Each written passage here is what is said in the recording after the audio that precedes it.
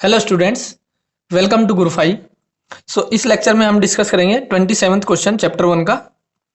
In a certain region of space electric field is along the Z direction throughout. The magnitude of electric field is however not constant but increases uniformly along the positive Z direction.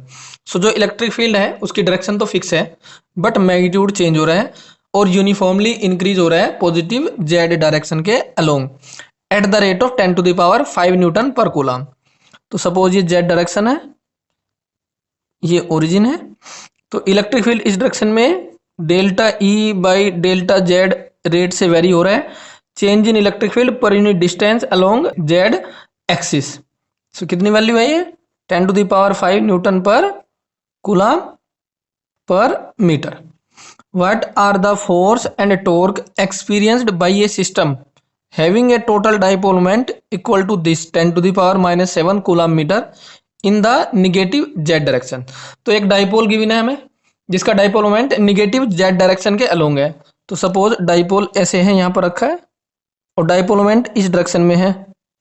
So minus Q charge यहाँ पर रखा है और plus Q charge suppose यहाँ पर रखा है। सो ये दो चार्जेस हो गए डाइपोल के। तो डाइपोल की जो लेंथ होती है वो कितनी कंसिडर कर लेते हैं हम 12। ओके, नाउ जो ये प्लस क्यू चार्ज है इसकी ओरिजिन से डिस्टेंस हमने मान ली z1। जो माइनस क्यू चार्ज है इसकी डिस्टेंस हमने मान ली z2। तो z2 माइनस z1 क्या हो जाएगा 2l। अब हम पहले कंसिडर कर लेते हैं फोर्स कितना लगेगा, क्योंकि हमें फोर्स और टॉर्क दो चीज कैलकुलेट करनी है। तो पहले फोर्स देख लेते हैं F। अब जो प्लस क्यू चार्ज है उस पर फोर्स किस डायरेक्शन में लगेगा, इलेक्ट्रिक फील्ड के अलोंग। इलेक्ट्रिक फील्ड है प्लस जेड डायरेक्शन में, इस पे फोर्स लगेगा प्लस जेड एक्सिस के अलोंग। ये हो जाएगा क्यू ई। यहां पर इलेक्ट्रिक फील्ड मैंने मान लिया E1, क्यू E1।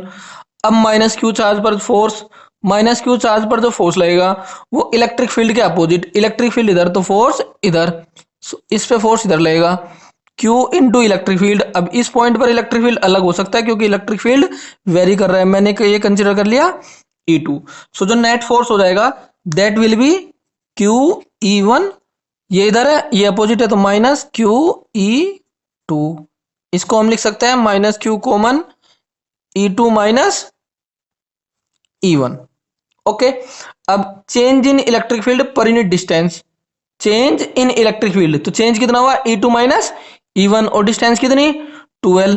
यहां से हम लिख सकते हैं change final minus initial upon final distance minus initial distance equal to 10⁵। E2 minus E1 इसकी वैल्यू कितनी 10⁵, Z2 minus Z1। Minus Q 10⁵, Z2 minus Z1। Z2 minus Z1 कितना, ये लेंथ डाइपोल की। Minus Q into 2L into 10⁵। ये क्या है dipole moment. Minus dipole moment कितना की बिना है 10⁻⁻7 कूलम मीटर इंटू 10⁵। तो ये आ जाएगा माइनस 10⁻⁻2 न्यूटन। माइनस साइन ये शो कर रहा है कि जो फोर्स लग रहा है वो किस डायरेक्शन में अपोजिट, क्योंकि हमने QE1 को पॉजिटिव माना तो ये डायरेक्शन पॉजिटिव, तो फोर्स अगर निगेटिव है तो किस डायरेक्शन में लगेगा निगेटिव जेड डायरेक्शन में। force is acting along minus z direction। now torque, इस पॉइंट पे जो फोर्स है वो निगेटिव जेड डायरेक्शन में और इस पॉइंट पे फोर्स है पॉजिटिव जेड डायरेक्शन में। दोनों जो फोर्स है वो एक ही लाइन के अलोंग है बट डायरेक्शन अपोजिट है, तो इन दोनों के बीच की परपेंडिकुलर डिस्टेंस कितनी हो जाएगी 0। जो टॉर्क होता है वो क्या होता है force into perpendicular distance between the forces.